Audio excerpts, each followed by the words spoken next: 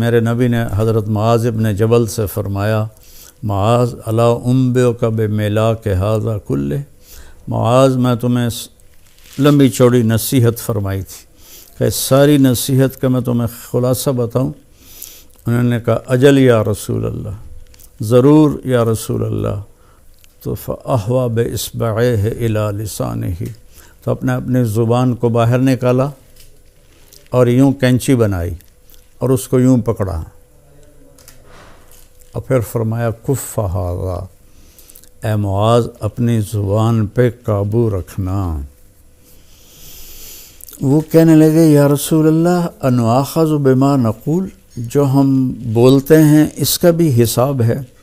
تو آپ نے فرمایا سکلت کا امک یبن جبل، ارے جبل کے بیٹے تیری ماں تجھے روئے۔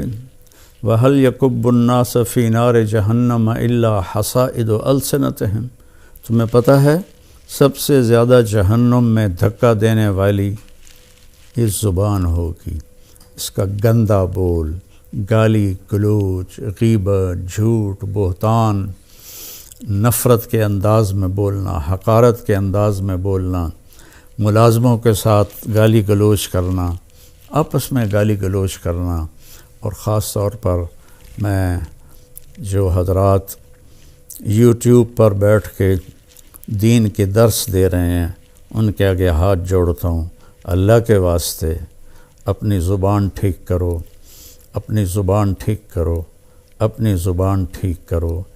ایسے میرے نبی کے بارے میں آتا ہے ما کان فاحشا متفحشا، میرے نبی کبھی بھی بدخوئی اور بد کلامی کرنے والے نہیں تھے، اور میرے اللہ نے فرمایا فبما رحمت من اللہ لنت لہم ولو کنت فظا غلیظ القلب لانفضوا من حولک، میرے محبوب آپ کے رب کی بہت بڑی رحمت آپ پہ نازل ہوئی تو آپ نرم ہو گئے اپنی امت کے لیے۔ اگر آپ کی زبان کا بول سخت ہوتا اور مزاج میں شدت ہوتی تو لانفضوا، افراتفری میں جب لوگ بھاگتے ہیں نا تو اس کو انفزاز کہتے ہیں، جیسے کہیں کوئی دھماکہ ہو جائے تو لوگ افراتفری میں بھاگتے ہیں جدھر جس کا منہ ہوتا ہے۔ تو اللہ تعالیٰ فرما رہے ہیں یہ صحابہ جن کے بارے میں اللہ نے کہا کُلًّا وعد اللہ الحسنی، میرے محبوب تیرے صحابہ کے لیے تیرے رب کا جنت کا وعدہ ہے۔ تو ان کے بارے میں اللہ کہہ رہا ہے یہ سارے بھاگ جاتے آپ کو چھوڑ جاتے۔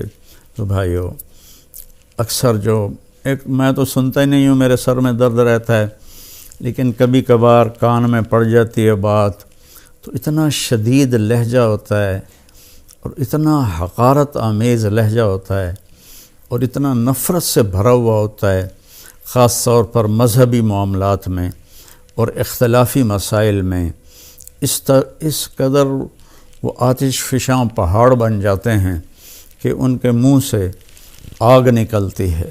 تو میرے نبی کی زندگی سیکھو کہ آپ نے کس طرح نرم رویے سے عرب کے سارے بت پرستوں کو رام کیا۔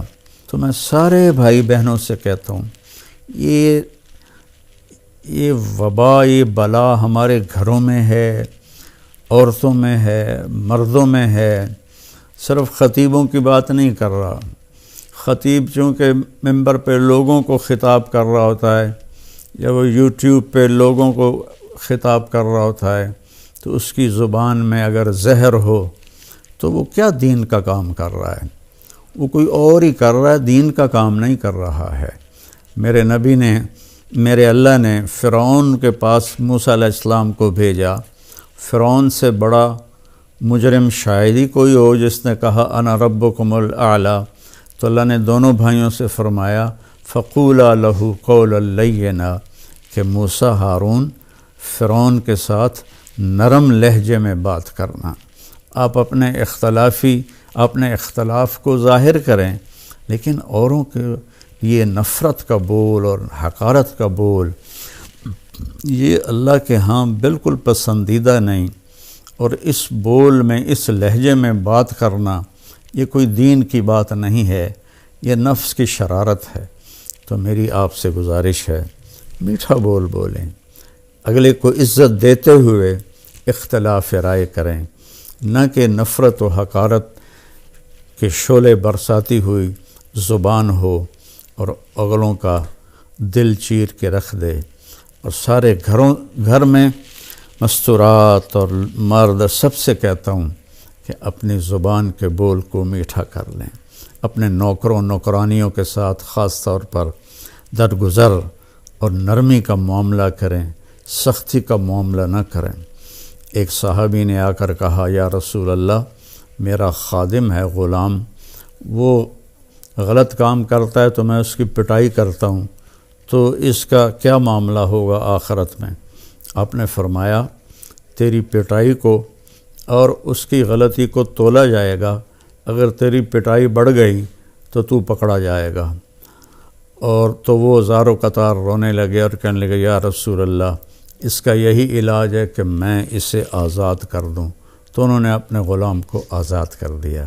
تو میری منت ہے، اپنے بچوں کے ساتھ کبھی طنز والا بول نہ بولیں، بیوی کے ساتھ کبھی طنزیہ بول نہ بولیں، طنز مار دیتا ہے، طعنہ مار دیتا ہے۔ اپنے خامند کے ساتھ کبھی طنزیہ بول نہ بولیں، ماں باپ کے ساتھ خاص طور پر کبھی ایسا بول نہ بولیں کہ ان کے آنسو نکل آئیں یا ان کا دل ٹوٹ جائے۔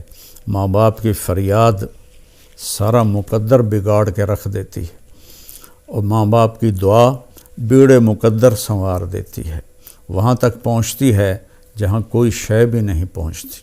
اپنے بہن بھائی، اپنے دوست احباب سب کے ساتھ محبت بھری بات کریں۔ کبھی کوئی ہو جائے بول ایسا انسان ہے تو پھر فوراً معافی مانگ لیں، اس سے معافی مانگ لیں۔ میں قربان جاؤں، جنگ خندق میں جب شکست ہوئی پہلے تو صحابہ بھاگے، تو ایک صحابی کا پاؤں میرے نبی کے پاؤں پر آ گیا، تو وہ جوتا جنگ والا تھا، سخت، تاکہ تلوار اثر نہ کرے، تو آپ کے پاؤں پہ وہ اس کا پاؤں آیا تو آپ کو درد ہوا، تو آپ کے ہاتھ میں چھوٹی سی چھڑی تھی، آپ نے اس کو ایسے ماری اور کہا اوجعتنی، تو انہیں مجھے تکلیف پہنچائی۔ چھوٹی سی چھڑی، انہوں نے زرہ پہنی ہوئی ہے، زرہ پر تو تلوار اثر نہیں کرتی، اس چھڑی نے کیا اثر کرنا تھا۔ تو اس صحابی نے وہ سن لیا کہ میرے نبی فرما رہے ہیں اوجعتنی، تو کہنے لگے سارا دن ساری رات میں ڈرتا رہا کہ اب جبریل آئیں گے میری ہلاکت کا پیغام لے کر، اب جبریل آئیں گے میری سزا کا پیغام لے کر، تو ساری رات سوئے نہیں۔ فجر کے بعد اعلان ہوا، جس شخص کا پاؤں نبی کے پاؤں پر آیا تھا وہ آ کے اللہ کے نبی سے ملاقات کر لے۔ تو وہ کہنے لگے بس ہو گئی نا وہی بات جس کا مجھے ڈر تھا، اب دیکھو پتہ نہیں کیا عذاب کا فیصلہ ہوتا ہے۔ وہ کانپتے ہوئے ڈرتے ہوئے تشریف لائے، تو آپ اسے دیکھ کر مسکرائے اور فرمایا، میرے پیارے، کل میں نے تمہیں چھڑی مار دی تھی، میں اس کی آپ سے معافی مانگتا ہوں، اور یہ 100 اونٹ آپ کو اس کے بدلے میں ہدیہ کرتا ہوں۔ یہ میرے نبی کا معاملہ تھا۔ ہم لوگوں کے دل توڑ کر، کفر کے فتوے لگا کر، ایک دوسرے کو کافر کہہ کر، ہم ایسے اپنے غصے کی آگ میں جل بھن رہے ہوتے ہیں، تو ہماری بات کہاں اللہ کی بارگاہ میں قبول ہوگی۔ تو بھائیو، اختلاف کے بھی آداب سیکھو، اختلاف رائے کے بھی آداب سیکھو، اور بولنے کے بھی آداب سیکھو کہ ماں باپ سے کیسے بولنا ہے، بیوی سے، بچوں سے، خامند سے، بہن بھائیوں سے، اپنوں سے، غیروں سے، کوئی ایسا بول نہ نکلے۔ ابو دجانہ رضی اللہ تعالیٰ عنہ بہت بڑے صحابی ہیں، تو وہ فرمانے لگے ایک دن کہ میں تمہیں بتاؤں، میری بخشش کا سب سے بڑا عمل یہ ہے کہ میری زبان سے کسی کو دکھ نہیں پہنچا اور میرے دل میں کسی کے لیے نفرت نہیں ہے۔ تو یہی 2 باتیں سارا معاشرہ اپنا لے، اور خاص طور پر جو ممبروں پر، یوٹیوب پر لوگوں کو دین سنا رہے ہیں، وہ خاص طور پر اس کو اپنائیں، ایک اچھی مثال پیش کریں۔ ایک اچھی مثال پیش کریں. گالم گلوچ اور بد زبانی میرے اللہ کی بارگاہ میں ہرگز قبول نہیں ہے.